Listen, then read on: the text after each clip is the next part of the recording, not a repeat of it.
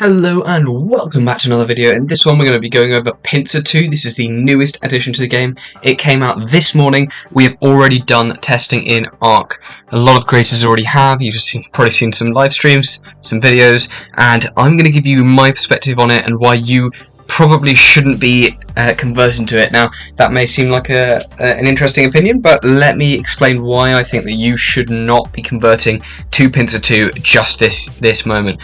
Okay, before we get into it, be sure to drop a like down below if you enjoy the content, subscribe if you want to see more from me, and I will see you in a bit. Okay, so we did Ark of Osiris balance mode testing, so that means that all of the commands were the same, all of the equipment was the same, the only thing that we changed was the armaments, and I got reports like this. This is a Sun Tzu Prime Liu Che March in a 5v5, and it traded absolutely insane. This is the new Pincer.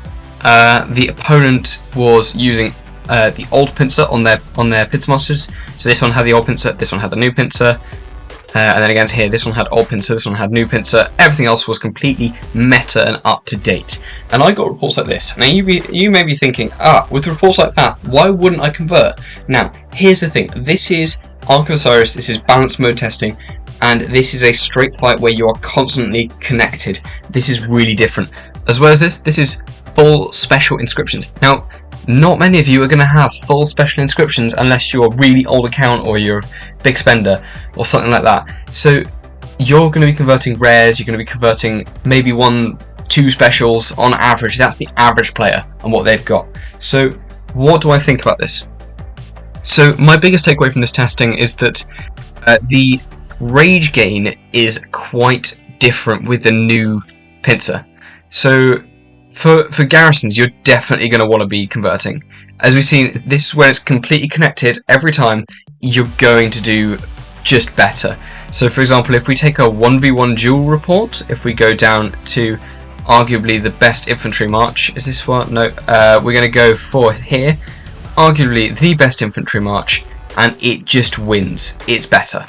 In a straight 1v1 fight, the new Pincer is better. So garrisons, you're going to want to have this. The boosts are higher, the inscriptions are just overall better for a garrison.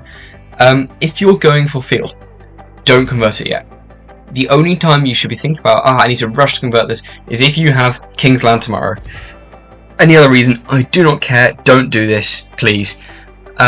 So the biggest thing that Pincer 2 seems to benefit is when the fights are longer, and this is because we see some stacking effects on Pincer 2. So if we go and look at the codex, if you didn't know this is here, we can go to armaments, and we can see in the codex we have both versions of Pincer. So Pincer 2, the biggest one we're going to look at is Cleaver, and this one stacks. As you can see, this effect stacks up to 5 times, and its duration resets whenever it gains another stack. So once you've hit five times, you're going to be dealing, for every 200 damage factor exceeded, it's going to ignore 5% of the target's troops' health when dealing smite damage. So you're going to ignore 25% of the health. That is insane. Once it's stacked up, as well as this, 10% more rage gain speed once it's stacked up to 5. So this benefits you massively over the course of a longer fight. And if you can get this to stack up faster, you're going to have a bigger result. Now, when you're doing a 1v1 straight duel fight or a 5v5 fight, this is going to stack a lot faster because you're constantly hitting them, constantly dealing that smite damage that is over this damage factor. In a field fight, you're going backwards and forth, you're gaining rage at a slower pace. As we see this when we get doing duels, we're getting like 5, 6, 7 second turn cycles. And in the field, we're getting 7, 8, 9, 10 second cycles. So this is going to stack up way slower, and its effect is going to be a lot less in the field. So we need to keep this in mind when we're converting. As well as there's things like, what was it? This one, the Bulwark, which is the new flag. This is going to be the one that goes into the courier station shop. So whenever the troop receives a basic attack, it has 50% chance to take 10% less damage and deal 20% more smite damage for 3 seconds. Now this is a brilliant effect in a duel. In a duel, you're constantly taking basic attacks. That's just how it works. So this is going to stack up much faster. It's basically going to be taking 50% less, 10% less damage and dealing 20% more smite damage pretty much all the time in a duel for 3 out of 5 seconds is what we're going to see. The problem with this is in the open field, most players, when they get hit, are retreating to not get hit. You don't want to be getting hit in open field, so this is not going to stack up as much. And I think the difference here with not with thundering, surely. No, with airtight is quite a lot less. When your troop deals smite damage, you take 10% less damage for the next 3 seconds. Now you're going to be doing smite damage a lot more reliably than you're going to be receiving a basic attack. Hopefully, if you're fighting well. Unless you're a Mega Kraken, this is going to make a lot less of a difference than you might think. And yeah, this bit is definitely better. 2% damage resistance, 3% combo attack resistance compared to just the 5% combo attack. So you're now resisting skill and smite as well as combo. So that bit is better.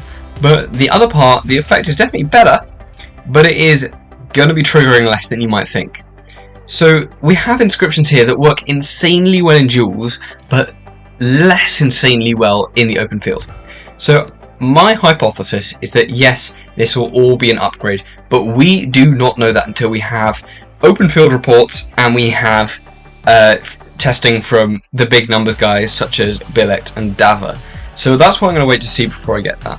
The biggest upgrade that I think that we see right now is not on a special, it's on a rare. So if you go back into the codex, don't know why I closed that before talking about this, the biggest upgrade that we're going to get is on the rare instrument. Now a lot of you might have seen this before, but what I think is going to happen, so we currently have Raider, which is a 2% boost to smite damage, and whenever your troop deals smite damage, it has a 50% chance to gain 20%, gain rage 20% faster for the next 3 seconds.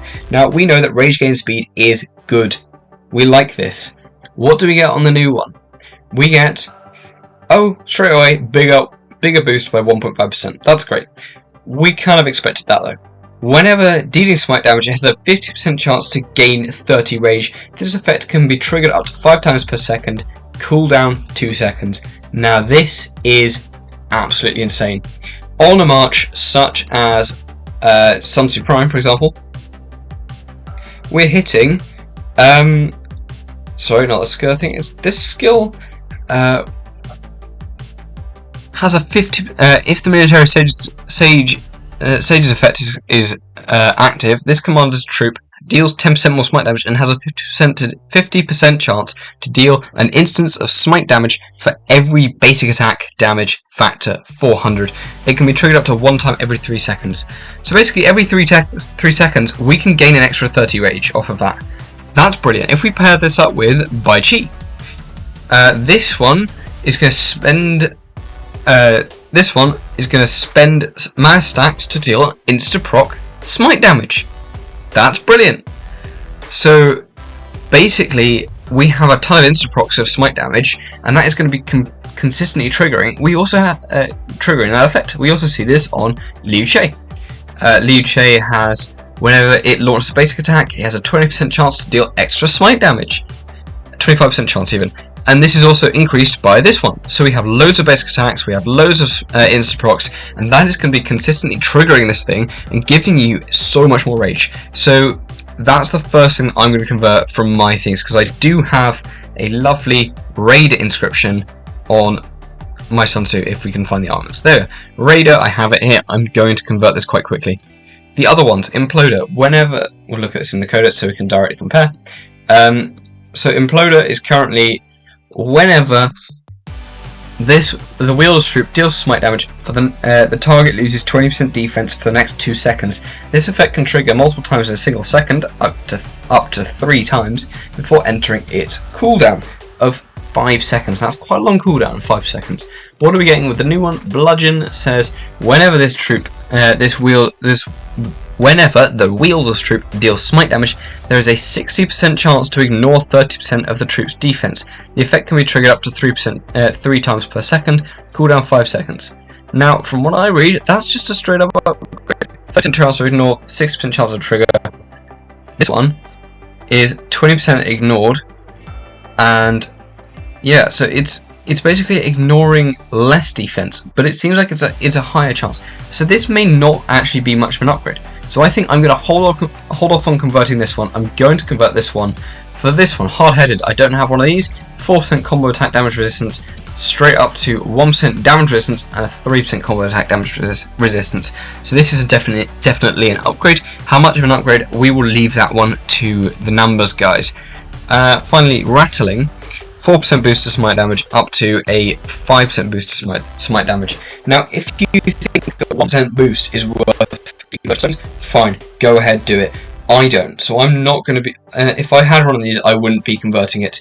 Realistically, same with this one. If you think that 3 conversion stones is worth changing 1% combo attack damage resistance to 1% damage resistance, then fine, go ahead.